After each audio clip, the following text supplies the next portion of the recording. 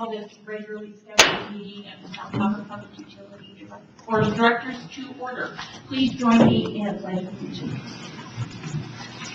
I pledge allegiance to the flag of the United States of America and to the republic for which it stands, one nation, under God, indivisible, with liberty and justice for all. And now I would just like to have a moment of silence in remembrance of our staff member, Chuck Idell, who tragically passed away this week.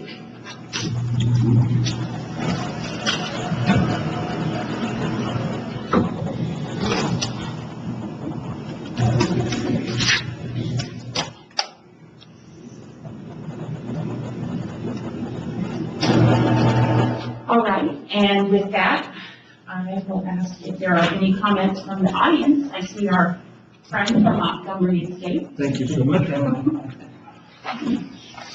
Now, I'm going to do this until you get tired of me saying thank you, because in my neighborhood, we're kind of tight. We're 245 houses off of Coal Creek, and we are a recognized fire-wise neighborhood, and we have multiple jurisdictions, the Forest Service, Conservancy, County, and 3 lots that you manage. The water tower at the top of the hill, a small lot along Coal Creek, and of course your filtration building down high in there. And I'm here to thank you again for all the work you do to keep out of my target list for those lots that need to be worked on. We have an event coming up the 6th, 7th of August to go through the neighborhood and get all the players on the same page, hopefully get things cleared up. Again, thank you. Appreciate you. Thank you. Positive reinforcement. You get so few thank yous in today's world. People can appreciate it. The smile's going. Yeah, I gotta keep the enjoy going. Thank you so much. It is so true. Thank you. Okay, do I have any corrections to the agenda or the consent calendar? We do have one correction. It is to the consent calendar, item 4E, the Tahoe Heavenly Water System Improvements Project, Phase 1 rebid. The attachment for this agenda item, change order number 1, on the second page, first paragraph, bid item number 21 should read bid item number 20. So that's a change, and then there's also a new contract total. It's changing from $1,953,892.72 to $1,914,726.74. So a little bit less, so it's a good thing. And if there aren't any questions, we just need a motion to approve the consent calendar with changes as presented. So moved. Okay, motion in a second.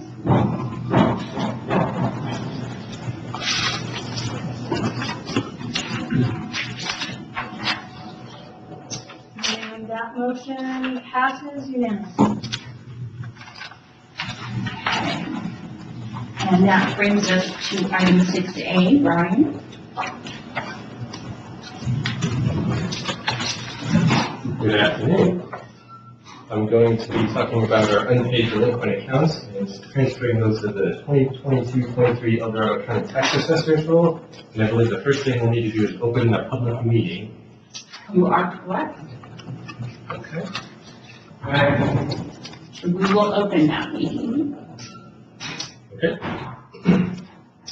Okay, so just a refresher on the process. I think most of you have seen this before, but each year in August, the Eldorado County Tax Assessor allows us to place tax liens on their property tax roll for unpaid delinquent balances on water and sewer bills. So this is through the county's direct charge process. And the way that it works is we send them a list of parcels and the delinquent balances on there, and it shows up on those property owners' tax assessment bills as a line item.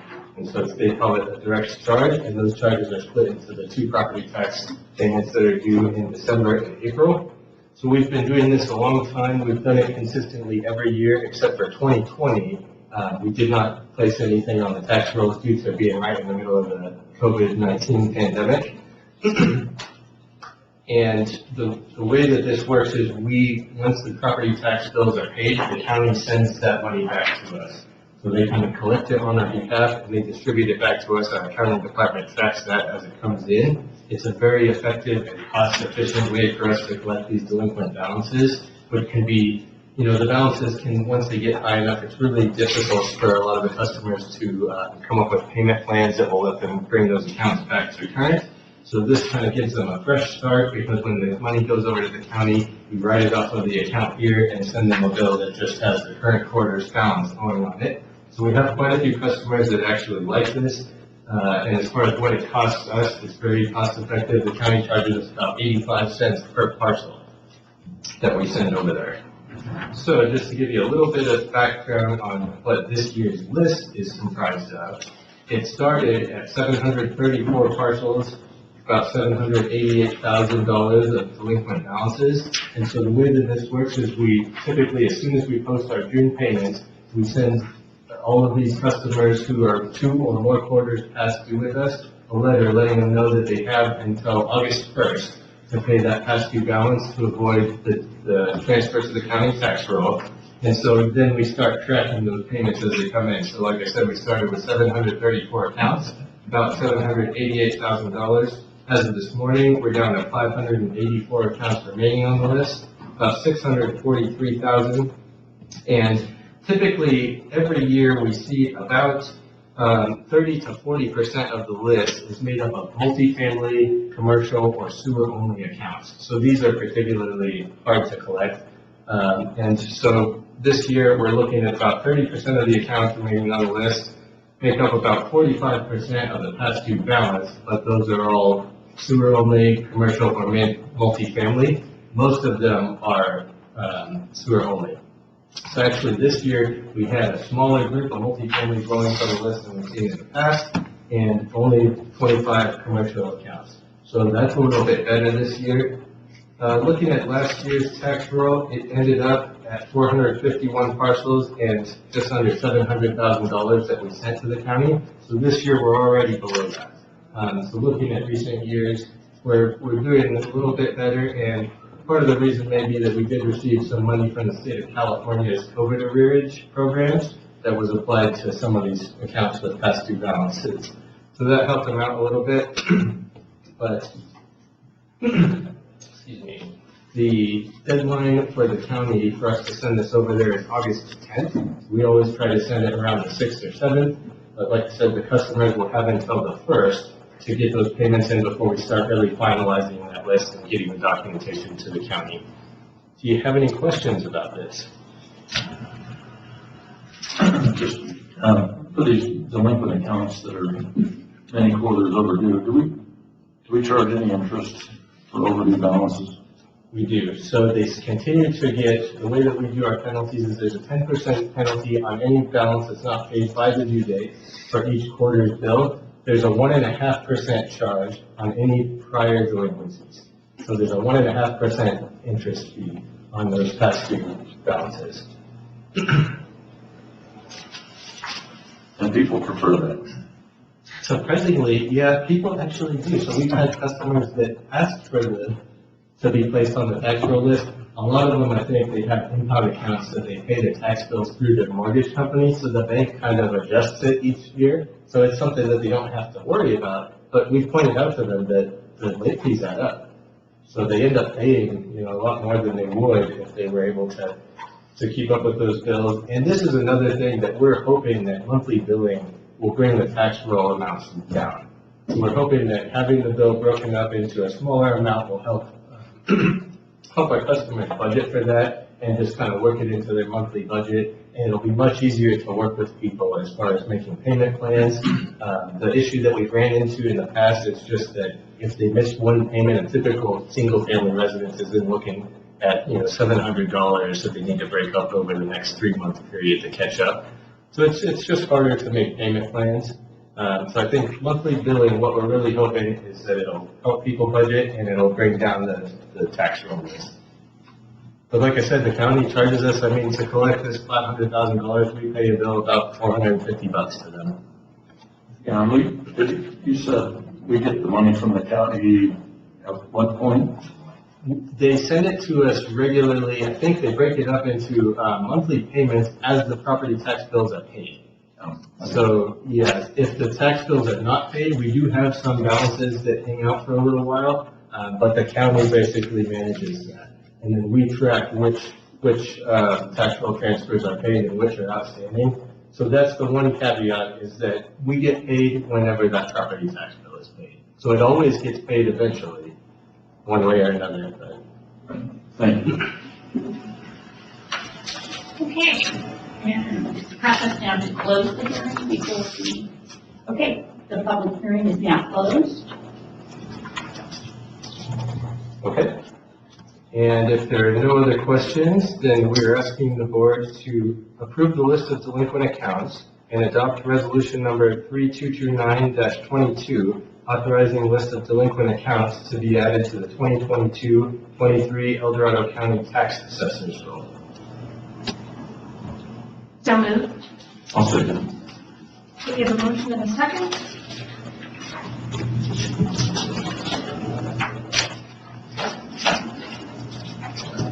And that motion passes unanimously. Thank you. He votes. Good afternoon, board members. I have two items for Flat Creek, items 6B and 6C to present to you. First, item 6B has to do with continuing the declaration of emergency action for the first declaration that was declared at the last board meeting. This is driven by Public Contract Code 22050. Under that section of the Public Contract Code, the item has to be brought forth to the board for consideration every 2 weeks. And the way that the emergency declaration was set up at the last board meeting, the measures that were implemented to prevent the collapse of the concrete encasement are to stay in place until the project can be built. The Flat Creek Sewer Pipeline project can be built this coming September. So our recommendation is to continue that declaration as an emergency action until that time. No question.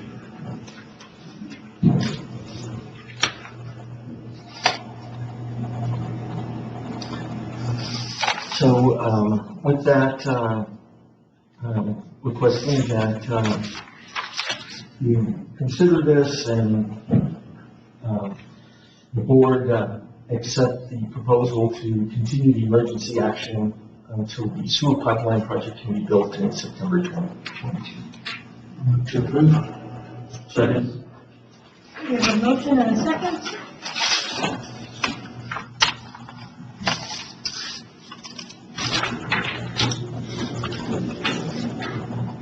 That motion passes unanimous.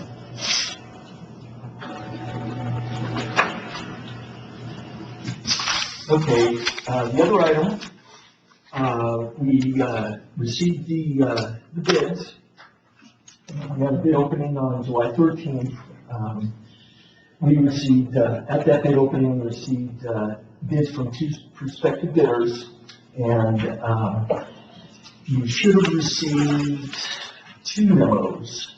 One memo was the evaluation from Star Glaze, our contracts administrator, and then the second memo was one that I put together as far as looking on a line item basis at the bids compared to the estimated potential costs.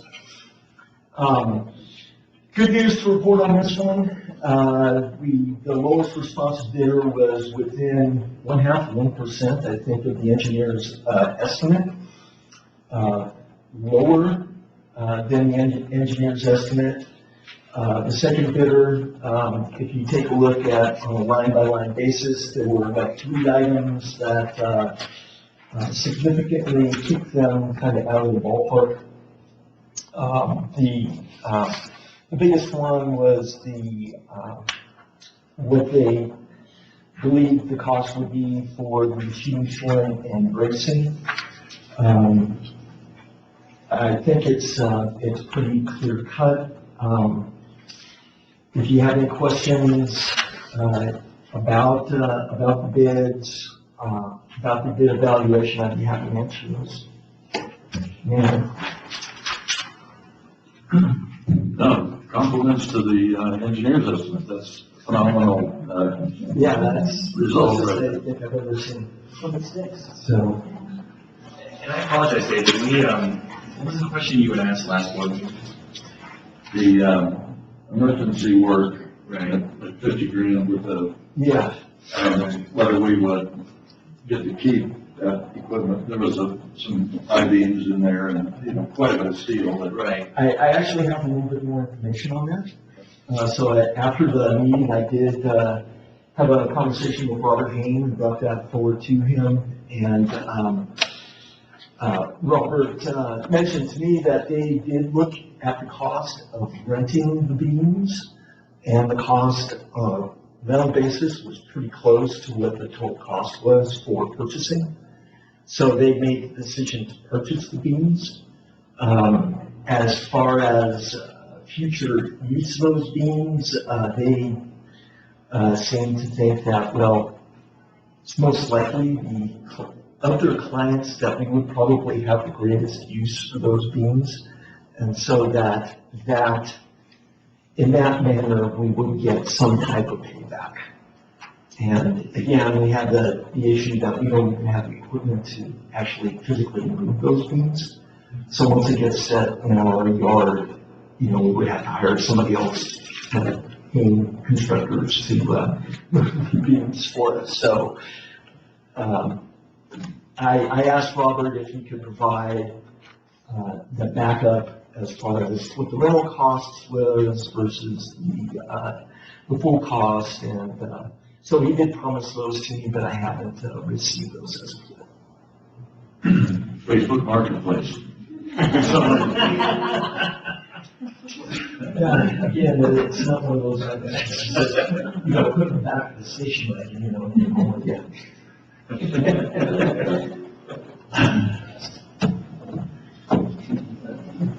The others? Government? No, I think just, the continued interaction with the board makes this a, pretty straightforward process, so no thanks for the regular updates, and my family that's now visiting Camp Ridge, all the things I voted on, this is the thing they'd probably be most excited for, so.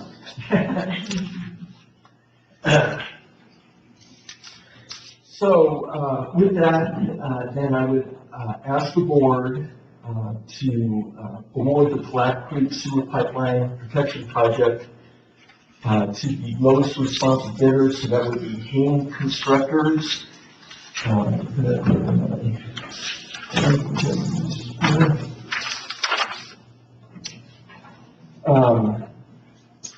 So let me put it this way. The staff recommends that the board waive the minor deviations identified during the contracts administrator bid review and award the Flat Creek Sewer Pipeline Protection Project to Hain Constructors as determined using the total bid amount of $471,390. In that request, you're not requesting a contingency. No. I'll make the motion. Second the motion. Motion and second.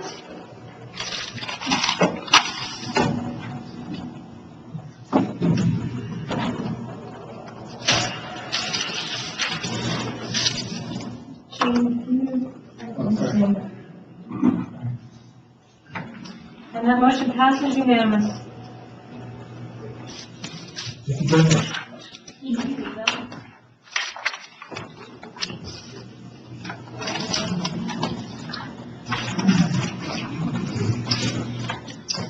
Okay, that brings us to standing and ad hoc committee and liaison reports.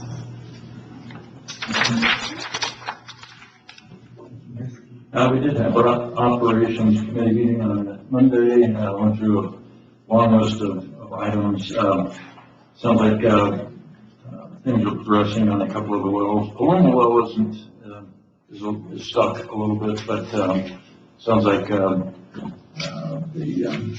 Tahoe well is moving along. So getting those vital supply sources back online is important, but it sounds like we made it to 4th of July without any upsets. You know, last year, 4th of July, we had some sewer odor issues, complaints, and so I think this meeting last year, we talked about that problem, and this year, the sewer plant was working great and no problems whatsoever. So we're pretty pleased that we made it through that critical weekend in South Lake Tahoe.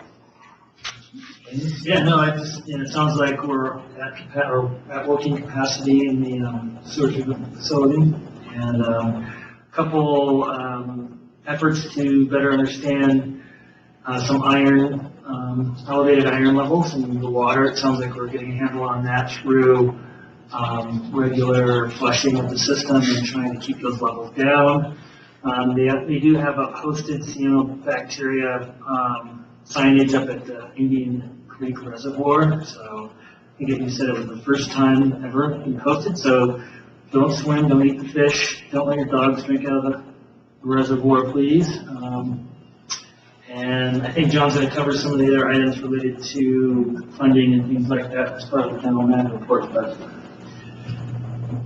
and we talked through some items about the keys, but I think we're going to hold off on that. Yeah.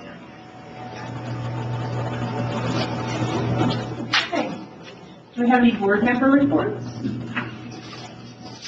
No, I just had one question. Something I've raised at some previous board meetings was in regard to consideration for folks with young families in the district, opportunities, given some of the challenges, particularly being summertime, to move that whole, to kids are sick, all these various different challenges. I know I always reference things I'm facing in my own work, and I'm sure many of you are doing the same. And so I was just curious as to where that stood, or a timeline for kind of tangible action to help people out, and just a general update.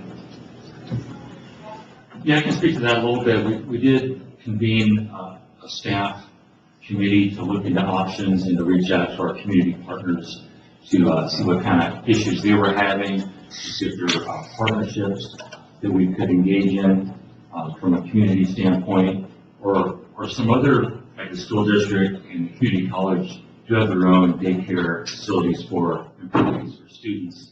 So we're looking into how they put those programs together, if we could join those programs somehow. We've also reached out to the county. We've, I think probably maybe our best recent contact was with the Tahoe Prosperity Center. And we were working with Chase, I believe, at that time, has now left TPC. But we hope to reengage TPC as kind of the community consolidator on this topic. But until then, or kind of in parallel to that effort, we're looking at what our options are at the district level. And it seems like right now we're working on a remote work policy that we can implement for our young families that will have the biggest immediate impact. So that is something we're working on, finalizing the policy.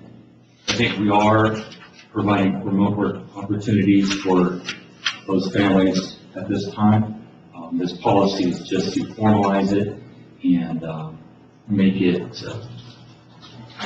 consistent across all departments within the district. So that seems like our best first step. It seems like it's going to solve a lot of the problems. Just down the road, I think we work with TPC, and we've kind of got this. It's probably down the road a year or two or three, but just as an example, Lake Valley is looking to build a new station. They may vacate their old station and build it there. Perhaps we can work with TPC and others to develop a community daycare facility right there, for example. We did look at actually having a facility in-house, maybe a trailer and full facilities and providing staff it seemed like that was a pretty big jump for us in terms of staffing, and given kind of the ebb and flow and the numbers of different ages of children at the district among district employees. So I feel like that's still out there as an option, hopefully in tandem or in cooperation with maybe the city, the county, or other community partners. Melanie and Shelley have worked quite a bit on this, along with Liz and Bren, actually. Is there anything anyone else would like to add about this topic? But it's very challenging. It's widespread across the community, especially for daycare from 0 to 2 years old. I believe is a major cutoff. It gets a little easier if you have children tune over. But I think it's nearly impossible to find someone to watch children under the age of 2. Much due to government regulations, and just those providers have left the hill. Yeah, definitely. No, and it was great to hear that we're moving forward with what I'll call the simple things that we can do. Understanding, the things we would like to participate with others down the road. But I would say that there's an existing working group with those folks, just checking in periodically to see, how things are going. Is the remote work schedule working? Just to kind of check in. Okay, yeah, we'll do. That was one of my goals for the year, and I can provide a little more formalized detail on that in 2 weeks. But I think from what we've seen on staff right now with the existing circumstances, that remote work policy is very effective. Not necessarily the end game, but it's what we can do right now while they still have children that are at 2 and under, when it could take a year or 2 or more to get something else in place. Well, that's why I commend the effort, because often if people can't solve everything, they don't do anything. So again, moving forward with the things we can do is really important. Yeah, this is a piece, and of course, remote work, you look at our staff, most of our staff really cannot work effectively remotely. So that is an issue, and we're working with our legal team, and we're working with the union to develop this remote work policy that will certainly be more applicable to some employees than others. Other departments do have benefits in the work schedule that would allow them to manage their daycare schedule a little better. We have workers that work 12-hour shifts, so they have more days off. We have workers that work 10-hour shifts, so they have 3 days off a week.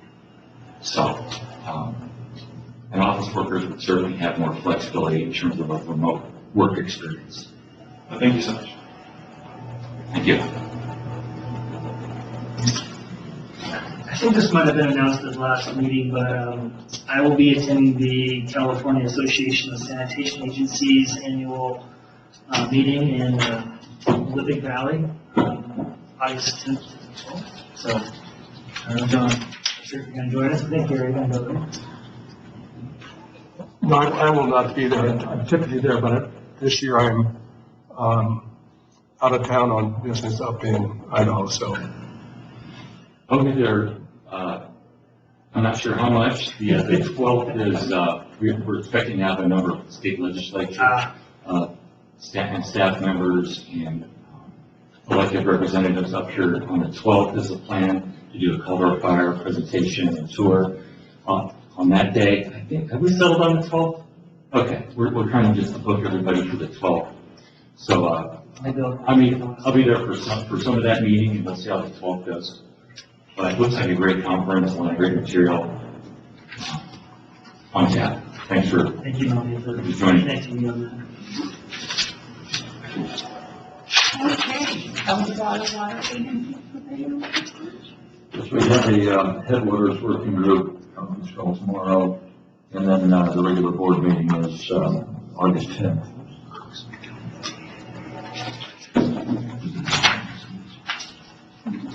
All right.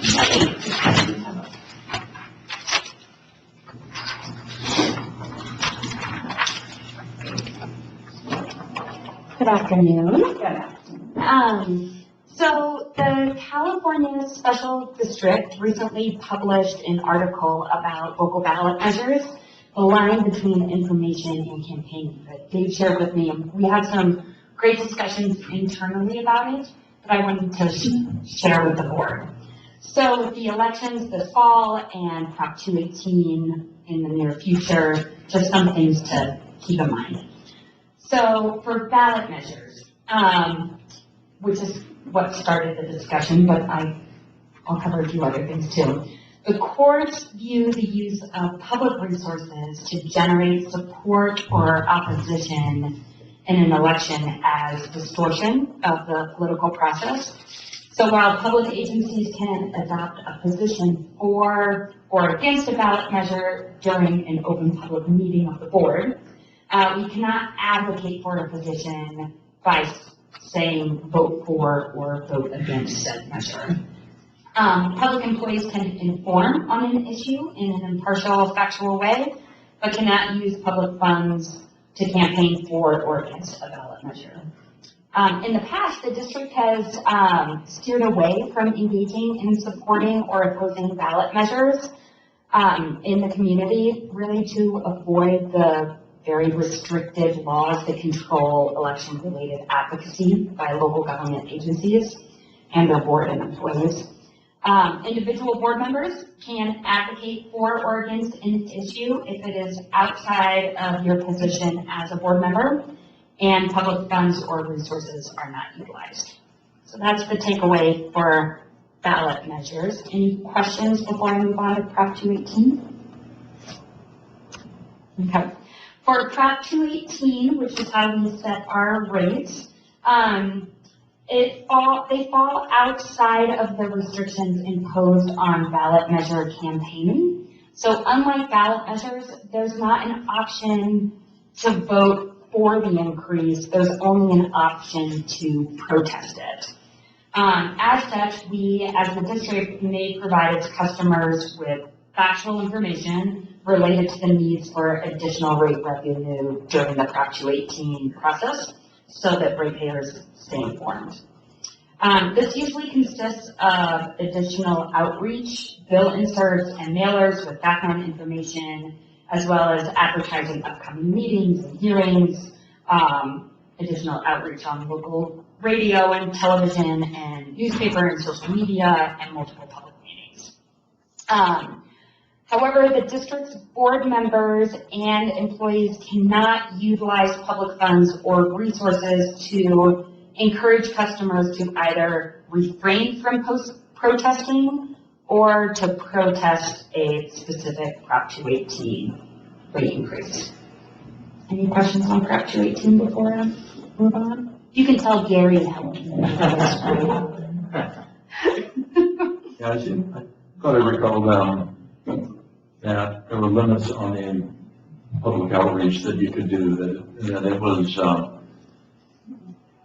if it was part of a regular public outreach campaign, regularly budgeted, then it was okay. But if you did kind of a special outreach in support or opposition of something, if you ramped it up, hired an outside consultant and approved a contract, to put specific outreach out there, that was off limits. Did you talk about that? We did, because that's the part of it that I was most interested in that article, Dave, and that relates to, and Gary, correct me if I get this wrong, that relates to ballot measures, and Prop 218 is different in the sense that we're not asking people to vote yes. All of our outreach is to allow our customers to object to it if they want to. So in that sense, my budget for outreach does go up every 5 years, because during the Prop 218 cycle, I want to make sure our customers know that the board is looking at increasing rates that will span a 5-year period, and to really make them aware of what's being proposed, how much is being proposed, what it would be spent on, so multiple public meetings, and just it costs more to do more bill inserts and outreach. What we can't do, what we need to be careful of with the language, is make sure that we as staff and board are presenting it in a factual way, right? That our outreach can't say, you should really support us raising rates, and here's why. Right? No one wants rate increases, but what are the rate increases that are being proposed and how will they be spent? Gary, did I mess up or did I get that right? I think that's right. I think what you referenced, Dave, was this, with the Prop 218 being only every 5 years, as long as the district does the same thing every 5 years, they avoid that special outreach and stuff for a particular thing. So they're really, the district's been consistent in what it's been doing as far as providing factual information and the need for rate increases and what those funds are going to be used for. Just to clarify what you just said, in our board debate, we say things like, we need to do this rate increase, it's important. And I'm not understanding when you say that we can't say those sort of things. No, I think that's fine, because you're advocating a position for the district's need to, for various reasons, whether it's replacement and upgrade of facilities, reserves or whatever it is, those are needed for this, but that's slightly different than going out in the public domain and advocating that districts that, like, let's say your informational flyer you sent out about Prop 218, said in big letters above, please do not protest. That's not allowed. Okay? So, board member debate, we can say what's on our mind. Right. Good. Okay. I have a suspicion if you put "please do not protest" at the bottom, you get more protests. Right? Like, that's just how we work. Probably. Yeah, I think that the caution is probably on a different kind of an agency that falls into the Prop 218 provision that requires a positive vote in order to pass an assessment district. And those frequently, my experience has been that agencies that do that also approve a specific appropriation for public outreach for the assessment district. And so we don't do that. That's not our concern, but I suspect that article was really cautioning those agencies to be careful about that. Right. And it was that article was focused on ballot measures, but that's what I'm saying, that we read it and then had a lot of internal discussion of, well, what does this mean for us? And does Prop 218 follow these same rules? And are we in compliance? And we are, but it's always nice to take a step back and make sure that how we're doing things checks all the boxes. Well, any more questions before I move on? This is gripping stuff, I know. So for the elections, we have 3 board seats up for election in November, and this is just a reminder that board members may not campaign on district property, nor use district funds or resources such as the logo or letterhead for campaigning. The same applies for staff. Staff may not campaign on district property, nor on district time. Just like we've done in the past, we will be advertising the elections and the candidate forums utilizing our regular outreach channels. Any questions on that before I move on? So when you see the police fully in uniform driving their patrol cars, for some issue, they're probably not supposed to do that, right? Because you're not supposed to use company equipment, company uniforms, any identification that says you're... For campaigning? Yeah. Right. Yeah. So I always chuckle during these kind of regulatory rules around campaigning, and then I turn on the news when I get home, and there's always just seems to be a wide disconnect. We're held to much higher standards. Right. These special districts. So the last item to just cover It's just a reminder that we have a social media policy and that it relates to board members. So I was just going to go through the 3 points quickly. It's best for directors to take a cautious approach when commenting, liking, or sharing district-related content on social media.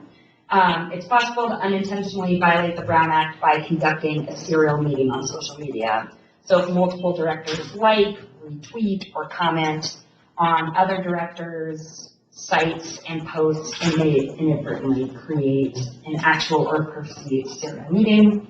Directors who decide to have personal social media sites or who decide to comment or post about official district business should adhere to the following general principles. State your name and, if relevant, the role when you're discussing district business. Use a disclaimer such as, this posting on the site are my own and do not represent the opinions of South Tahoe Public Utility District. And avoid commenting on the district's social media sites. Again, I'm bringing this up not because we have had any issues, but because when we were talking about ballot measures and then Prop 218, we thought, well, elections are coming up, we'll bring this up as well, and social media is just such a big, I feel like with social media it's so easy to violate a Brown Act issue that you don't know you're doing. So just a reminder, any questions? And if this wasn't enough for you, coming up this fall, we'll have training for, how long is the schedule for? 2 hours? 2 hours for you and management. District management. Thank you for that, Gary. Much broader topics, all aspects of the Brown Act, the FPPC, all the rules that govern particularly board members and responsibilities that's given. We'll be giving that, I think in September sometime. Just keeping you on the straight and narrow. Thank you, sir. Thank you. Starting off with the staffing update, kind of a growing list. But first, in underground repair sewer, we have 2 positions open. The posting closed July 5th, and we had 23 applicants. We're looking at interviews early August, I think August 2nd. For an engineering staff engineer, this posting closed on June 26th, and we're interviewing next Thursday. And also, we're interviewing 1 new candidate for water resources manager next week. The postings for customer service supervisor and customer account specialist are open, and they close July 27th. And due to some staff movement in plant operations, we now have an opening for chief plant operator, and we're not advertising for this until August 12th. Finally, we posted information technology systems specialist on July 18th in anticipation of Mary's retirement, and this posting closes on August 8th. And so it's just a question of the board. Does the board appreciate this level of information on staffing at every board meeting or 2? I do too, it doesn't take long. Okay.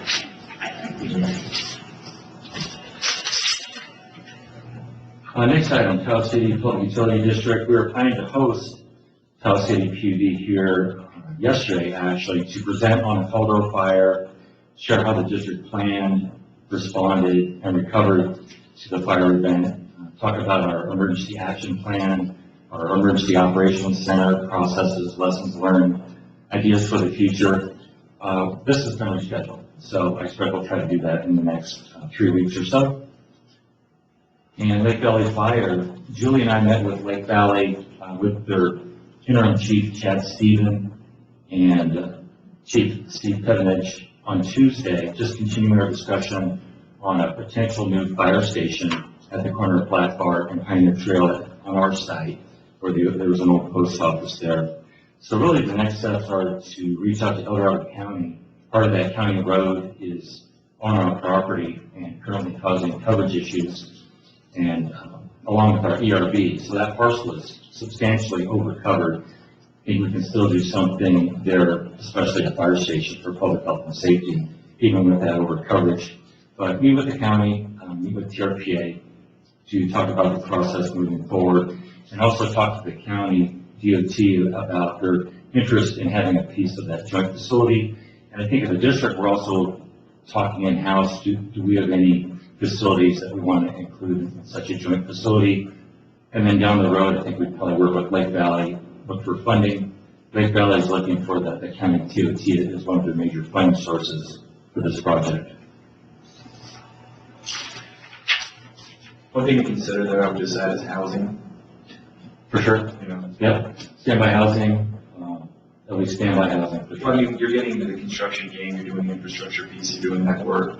That's the largest cost you're going to incur with the development, you know, of course going vertical, but if you're going to get into this, I think that would be an opportunity, and they're likely to be looking at housing as well.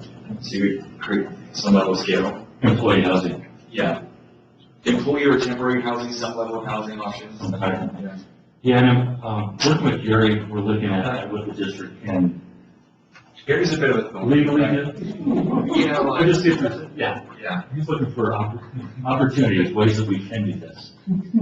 Yeah, we've started some research on this and looking more broadly, but also around the lake, what others are doing. There are some things, some coalitions that have been put together, north of Lake Tahoe, and we're summarizing some of those, how they're approaching this. You know, it's special districts like the district and the other PUDs on the lake are severely limited in what they can do individually as far as providing employee housing, because just of the nature of the entity.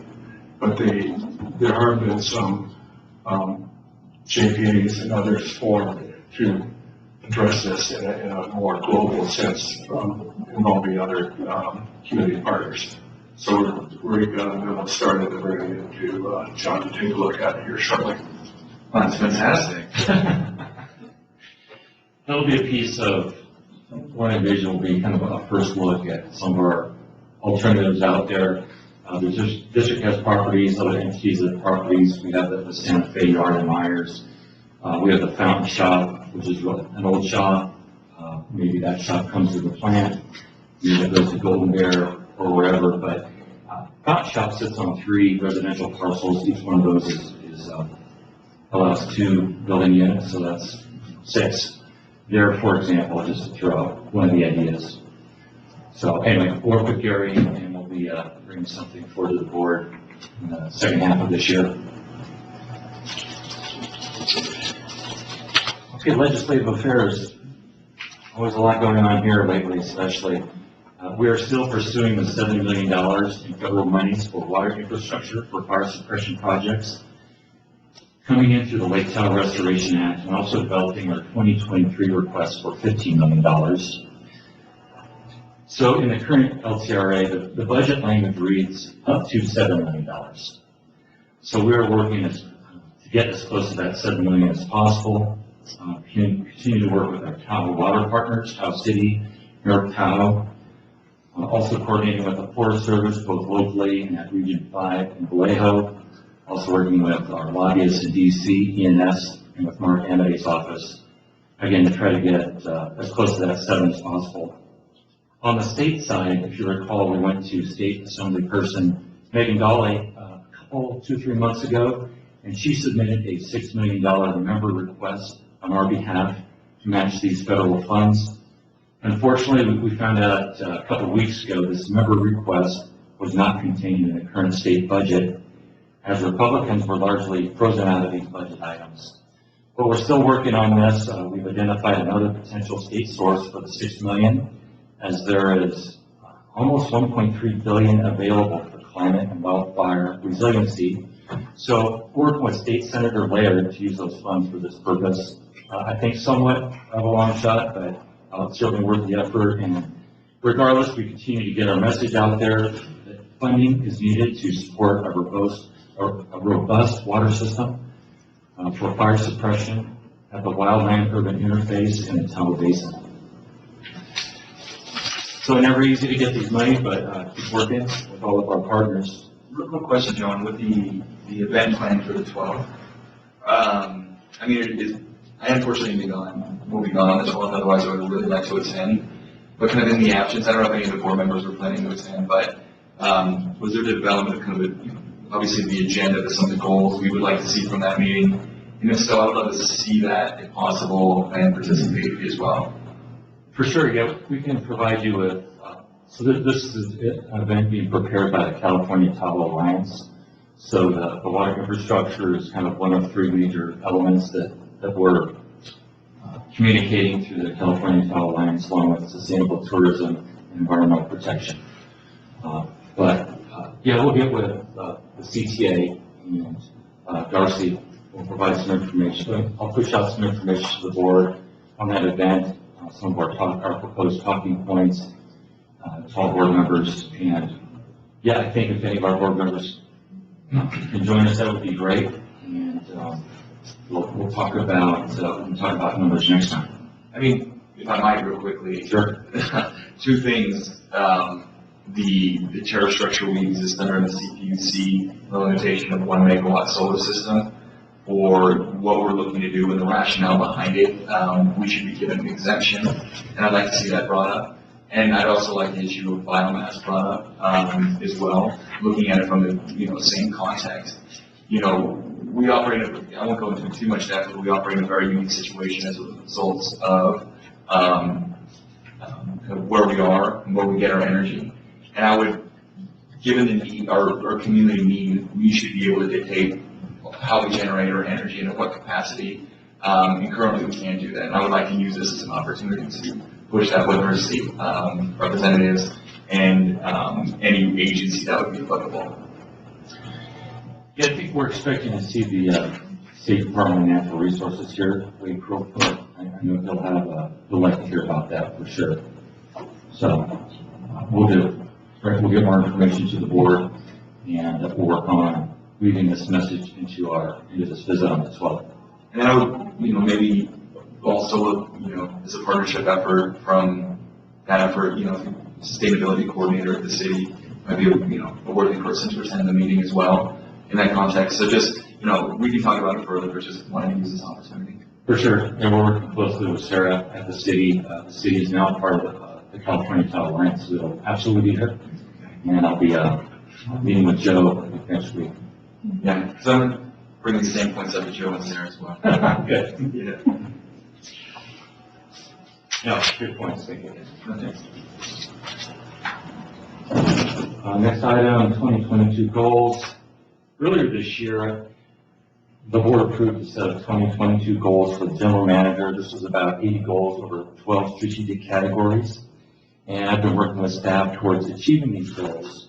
And this is just a heads up that next month I'll be bringing forward an action item to the board to provide a mid-year achievement status of these goals, and also to provide a projection of the end-of-year achievement status, and also to take forward comments and direction towards achieving these goals or new goals to be pursued for the remainder of the year. So just kind of a heads up on an action item coming August 4th, okay? All right. Looks like Dave's ready for 11. If you got anything, I got to go outside, sit on the beach for it. Wastewater treatment plant.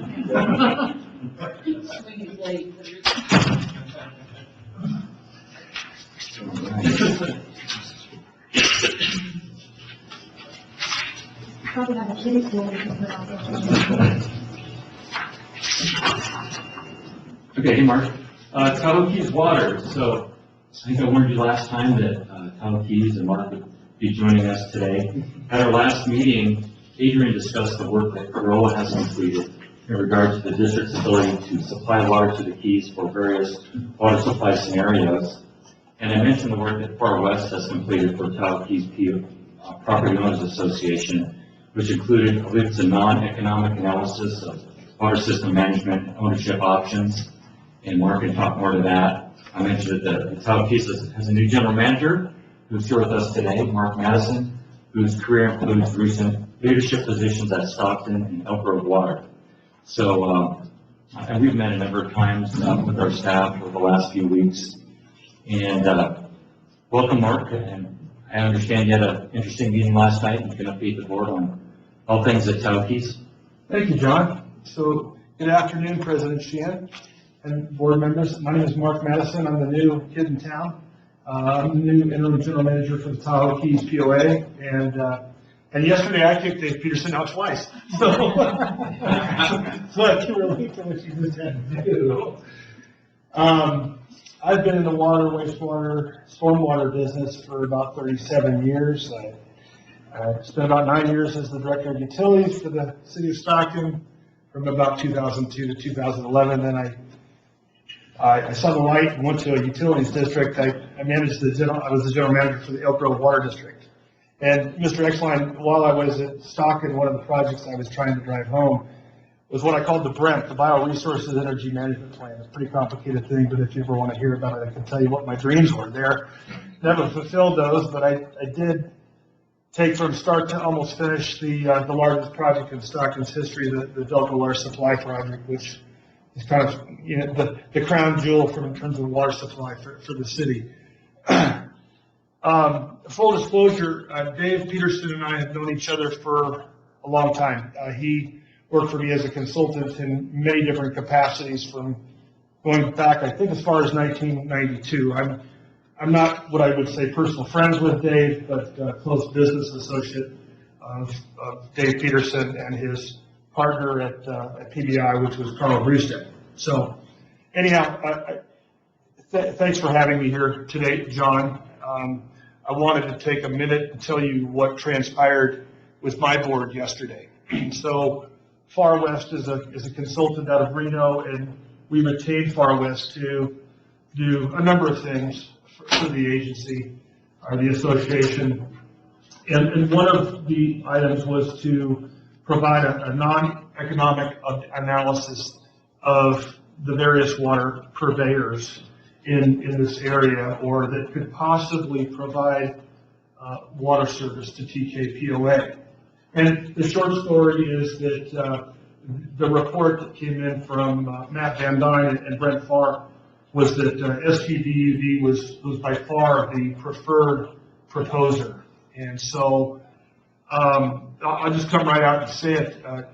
I've been given the authority to talk to you, to engage with you and John and whoever the board you might want to talk with me about the prospect of maybe transferring our assets to STPUD, or constructing some other means by which STPUD assumes operations and management responsibilities of the TKPOA water system. Like I told the board in public session last night, I agree with the findings that Far West came up with. I thought that their matrix was very accurate. I warned the board that matrices can always be dangerous because we can get really bogged down in the minutia of weighting factors and whether one should be a 2 or a 2.7 or whatnot. But in this particular case, it wasn't a close horse race. The fact of the matter is that STPUD was rated much higher in every major category than the other purveyors that were reviewed, including Tahoe Keys itself, Tahoe Keys POA itself. So I will be honest with you, and I've told this to John, that I think it's a really good idea. And I would welcome the opportunity to engage for the common benefit of both parties. I think this could be a win-win situation. And so my request to you is be willing to engage with me and two of my board members. Two of my board members have been designated by our board to engage. I would request that maybe we have 3x3 committees. John, we talked about that a little bit, but I'm certainly open to whatever your board would want to do. But the primary intent of today was for me to say hello and to introduce myself, and I'm here. John has my contact information, and I'm ready to talk. John, have I missed anything, you think? I know it's a good intro. Okay. There's probably a few details there now here. And we've had discussions on and off over the months and over the years. I mean, I think from a community standpoint, I love this idea. I think obviously the district is a high performance, world-class organization. This is our business. We do it very well. And, if we can pull Tahoe Keys into our system, I think there's a lot of benefits, certainly to the Tahoe Keys customers. And I think also to district customers. I think we can help you out a lot with running a system and getting water resources and assisting with your water conservation, turf buyback programs, all of those things. So I think it could be a really strong partnership. I think we all recognize that our customers are not going to subsidize any of the improvements that are applicable only to the Tahoe Keys area. I think if we work together, there's certainly opportunities that we implement projects that help both of our systems, both of our customers. So really looking forward to that type of partnership and those economies of scale. Thank you, John. And I would like to add that I did express to my board that I think that any type of a partnership here has to be a win-win solution. And by that, what I mean, it goes on to what you said, and that is that neither party can subsidize each other. We can't have a situation where our members are subsidizing STPUD and STPUD constituents or members are subsidizing us. So I think that's a basic tenet that we have to both agree upon. So with that, if you have any questions, and I don't have them here, so. Thanks so much. So this will come as no surprise. Really a pleasure to meet you. I actually really like to hear more about the energy program in Stockton. Actually, Stockton holds a little spot in my heart, so good for Stockton. But kind of beyond that, one of the things, we've looked at, and, I ran as a board member, and I've been pretty vocal about since that time, was just the effort of conservation. And, strictly speaking, the cost and burden that what I would call unsustainable practices, being watering turf and granite substrate soil, being. And so we were given some information at the last meeting, and I know I'm hesitant to apply a percentage because I can't recall, but a huge percentage of the Keys water is utilized to irrigate turf that is really not used for any utility purpose. And what I mean by utility purpose is kids playing, people playing soccer, like it's right-of-way space, it's meetings and so forth. And so there's a real cost to having that much turf. Right now, the turf, as you know, is dead. And so, looking at it from that perspective, I think as we look to kind of, move into this role, again, I've been very vocal that use this opportunity for the turf to be, with the turf being gone, and start to look at zero-scaping and mechanisms to greatly reduce the water consumption utilized for the irrigation of turf. There's really a very straightforward correlation between turf and the burden on our system that you could, put a cost to. And I was very adamant that we should look to assign a cost, and I don't know how it would work in the future for square foot of turf based on that burden. And so just wanted to kind of give you that background. And, I know all these conversations are going with Shelley, and it's kind of an exciting time. It's almost better because with everything gone, you're not ripping things out. You can take this opportunity, grant money, and all these opportunities. But I just wanted to kind of mention that point.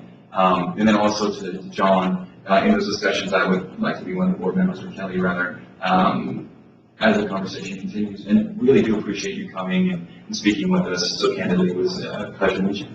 Thank you. I appreciate that. I just read that San Diego Water Authority prohibits turf entirely, ornamental turf. It's all going to be pulled out by 2026. Just read an article about that today. What I think, and kind of having similar conversations with the city as well, is, we're seeing, and Shelley can speak better than anyone, the state regulatory environment. We've all seen the models of into the future where this is going. So with finances available and again, the turf being killed or dead today, look to kind of, if at all possible, solve the problem. We would love to partner with you as STPUD, do anything we can, introduce you to other resources, but I think it would be great to utilize this opportunity. Thank you. Okay, thank you for your time this afternoon. Nice to meet you. Nice to meet you too. Bye-bye. Thanks, Mark. What's up? So maybe continuing this discussion, or are we at a point where we can, or do you think this 3x3 developing an ad-hoc committee is a good idea? Two of our board members, I don't think so. which means we make three, and three of us, through the Tahoe keys, we can start negotiating and work with Gary and our staff and take it from there. Day, we can make it sooner. I think Dave's out, right? Yeah, let's get, he could be on both. Billy out. Yeah. So it's Chris and We don't have to decide that this at this moment. Kelly's really, I think, up to you. I think it sounds like Nick and Shane are heavily interested. Are you? I'm interested too. Let's just, I mean, let's just do it. I mean, Yeah. since they have the interest and you have the interest and Dave's out. Have the orders. Yeah. And Kurt is absent, so. That's why I guess we could disappoint you. Yeah. We talked last time, Chris didn't kind of say like, hey, something I want to jump on. Yeah. I don't know that. Did not. I think we talked about it for a while too, so I don't, you know, I hate to say something for someone that's not there, but based on that, it didn't seem like it. All right, yeah, I think moving forward. Okay, so I think we have our ad hoc and our 3x3. Actually, I think we're going to talk after this meeting. We can talk in more detail if you're able to hang out. Okay, I think we're probably 15 minutes away or 20. We'll see. Okay, we'll step outside though. Thanks, Mark. Yeah, thank you. We'll bring it back in. Yep, bring it back in, and then we do have some closed session. Yeah. I was going to talk about how much you have that. Yeah.